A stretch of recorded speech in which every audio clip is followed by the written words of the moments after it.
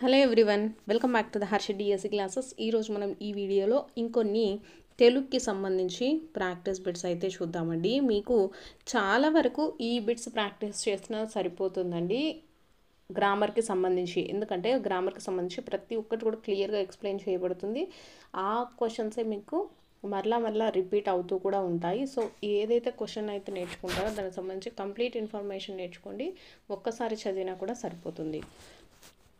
So ఇక్కడ చూసుకున్నట్లయితే మనకు ఫస్ట్ది చిట్టడవి పదంలోని సంధి రాయండి అనేసి ఇచ్చారండి. సో చిట్టడవి మనకు ఇక్కడ టాకిటా అలాగే డాకిడా ఇలా ఉన్నాయనుకోండి, అవి ఏమవుతాయి మనకు ద్విరుక్త టకార సంధి అండి. చిట్టడవి పదంలోని నట్ట నడుమ కానీ ఇవన్నీ కూడా మనకు ద్విరుక్త టకారక సంధి కిందనే వస్తాయండి. చిట్టడవి పదంలో ఉండేటటువంటి సంధి ఏది అంటే ద్విరుక్త టకార సంధి అండి. నెక్స్ట్ క్వశ్చన్, చెవికి ఆనందాన్ని కలిగించు అనే అర్థంలో ఈ జాతీయాన్ని ఉపయోగిస్తారు అనేసి ఇచ్చారు. సో ఇక్కడ జాతీయాలు అయితే చూద్దాము. ఫస్ట్ది వచ్చేసి చెవి నిల్లు కట్టుకొని పోరు అనేసి ఇచ్చారు. ఆప్షన్ 2 పెడచెవిన పెట్టు. ఆప్షన్ 3 చెవిటి వాని ముందు శంఖమూదడం. ఆప్షన్ 4 వీణుల విందు అనేసి ఇచ్చారండి. సో మనకు కరెక్ట్ ఆన్సర్ ఏమవుతుందండి? వీణుల విందు అంటే చెవికి ఆనందాన్ని కలిగించేటటువంటి అర్థంలో మనము వీణుల విందు అనేదాన్ని వాడతాము. సో ఆప్షన్ 4 కరెక్ట్ అండి.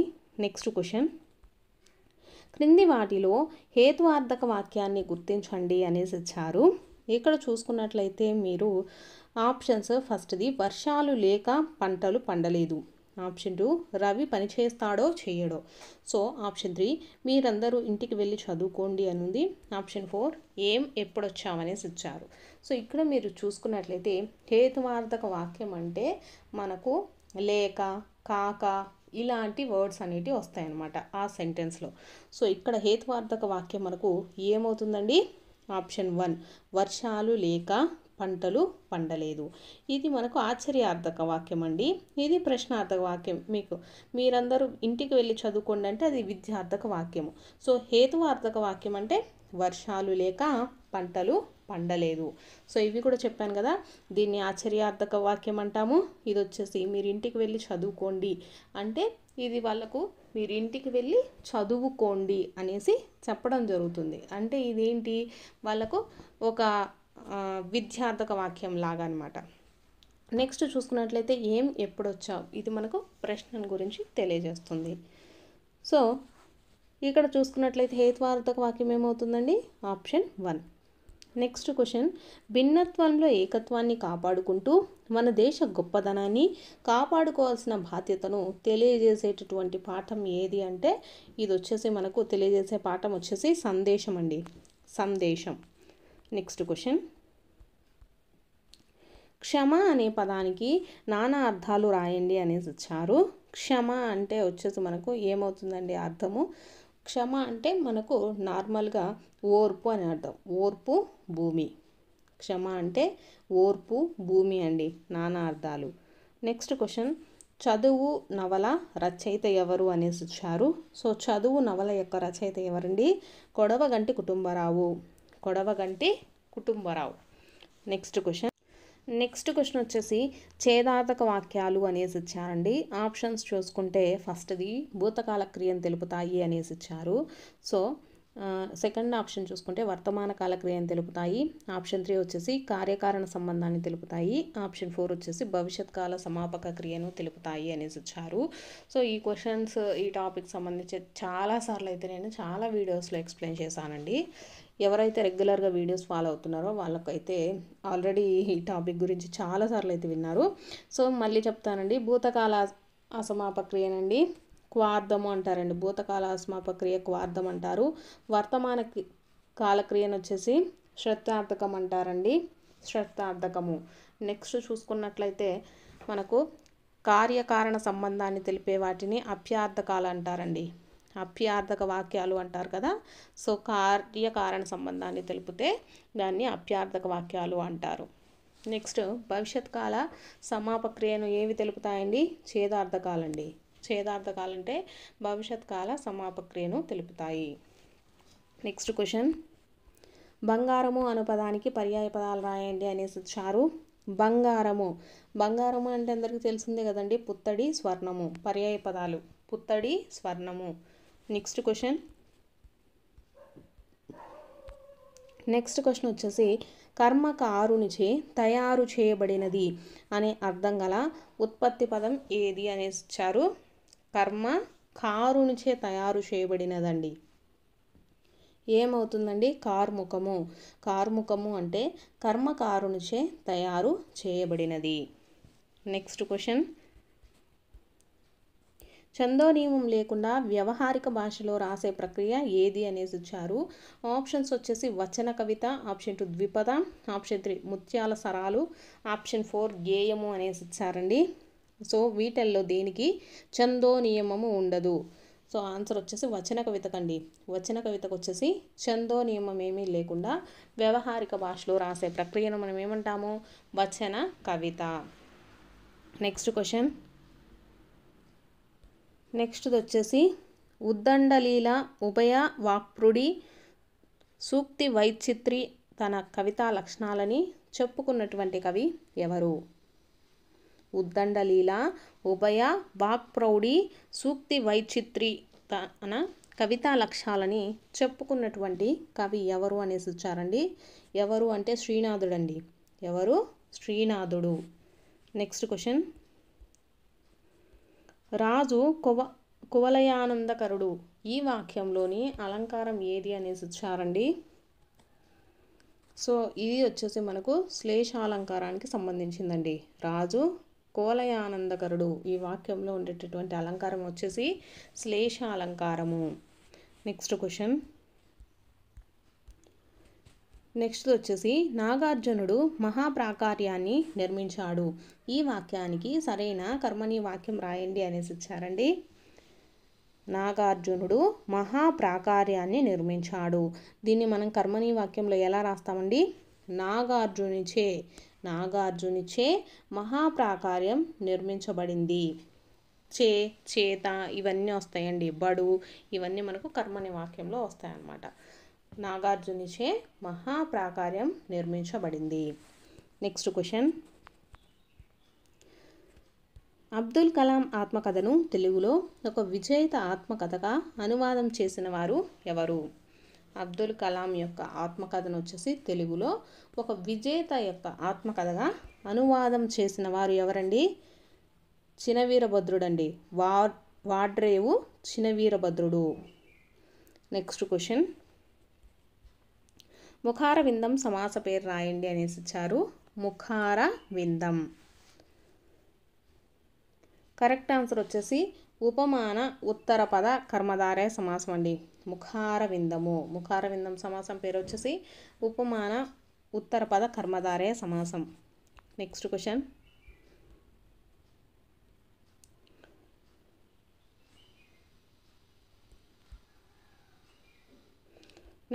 వచ్చేసి 4వ గణంగా సగనం ఉండే వృత్త పద్యం ఏది అనేసి ఇచ్చారండి.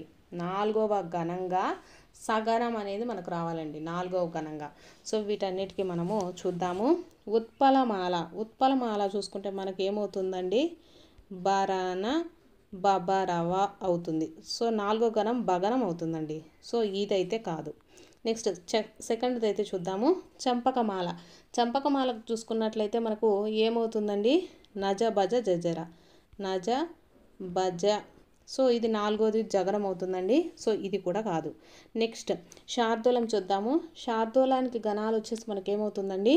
మస జస తతగా. మస జస తతగా. సో ఇక్కడ 4వ గణం ఏమవుతుంది? మనకు సగనం అవుతుంది. కాబట్టి మనకు కరెక్ట్ ఆన్సర్ ఏమవుతుంది? శార్దూలం అండి. శార్దూలం 4వ గణంగా సగనం ఉండే వృత్తపద్యం ఏది? శార్దూలం.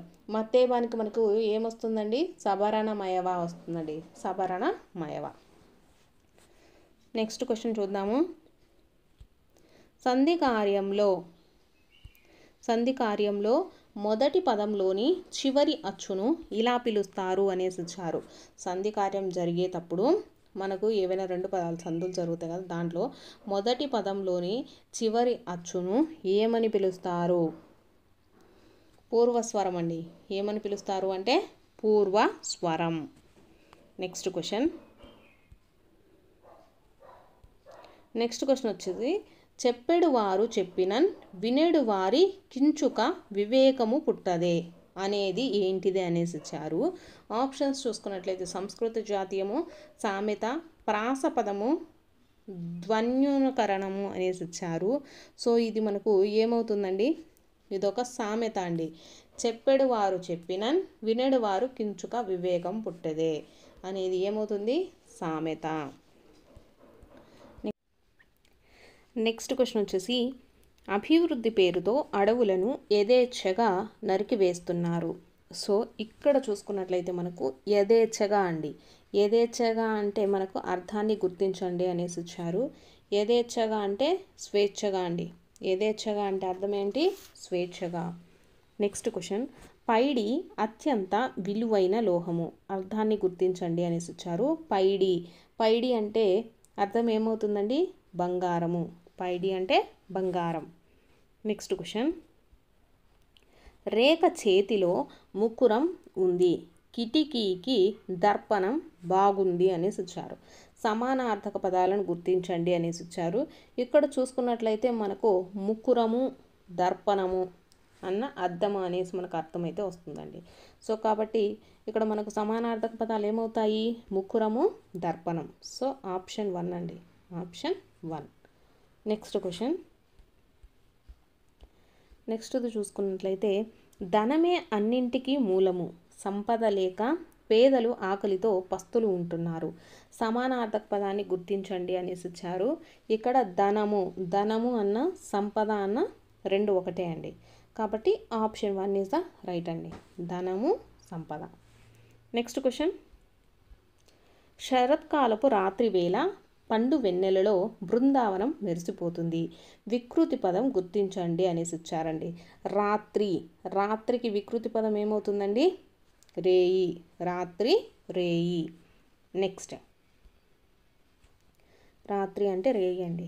నెక్స్ట్ దమ్మమును ఆచరించాలి, ప్రకృతి పదాన్ని గుర్తించండి అనేసి ఇచ్చారు. దమ్మము అంటే ఏమవుతుందండి, ధర్మము అంటే దమ్మము. నెక్స్ట్ బృహస్పతి సురులకు గురువు అనేసి ఇచ్చారు. వ్యతిరేక పదాన్ని గుర్తించండి అనేసి ఇచ్చారండి. బృహస్పతి సురులు అంటే ఏమవుతుందండి, దేవతలండి. సురులు అంటే దేవతలకి.